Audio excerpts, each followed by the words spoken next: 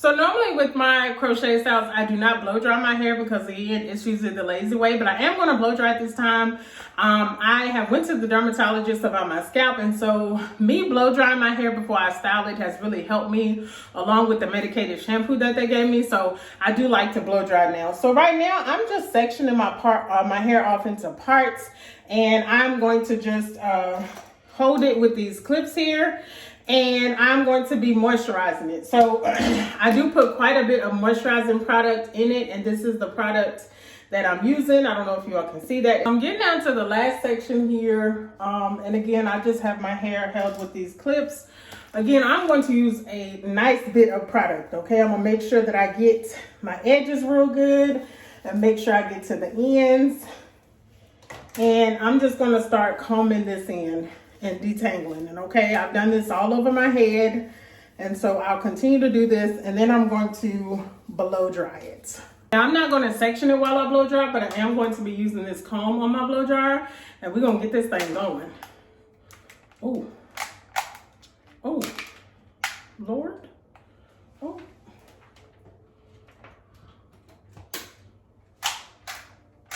Oh, my hair dry. Why my blow dryer acting like this?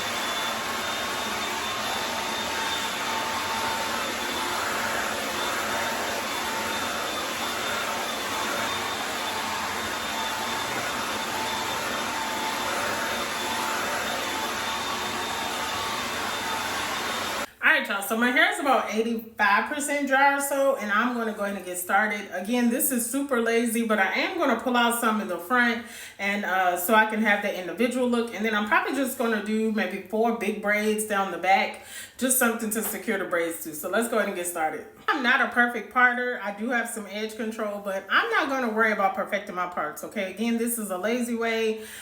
When I want to spend more time on my hair, I do, but today is not one of those days, so I'm just going to be super lazy. I'm going to part what I can, use some edge control to clean it up, and then go about my business, okay? Okay. Y'all, I usually do the rubber band method in the front, but my edges are very sensitive these days.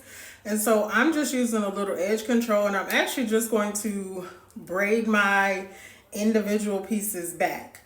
Again, you do what works for you, but for right now, my edges are a little bit sensitive, and so I don't want to use a rubber band.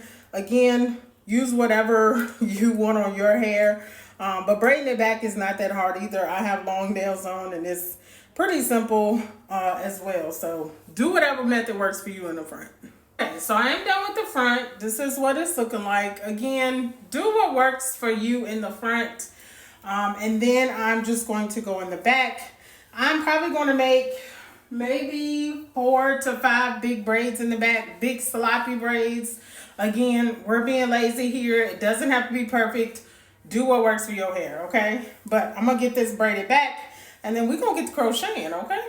And I'm not even, like, I parted it, but I'm not even like worried about what it looked like in the back. So I have this first one, and I'm just gonna get it done.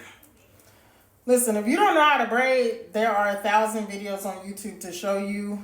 I learned how to braid very early on when I realized we couldn't afford to get my hair done.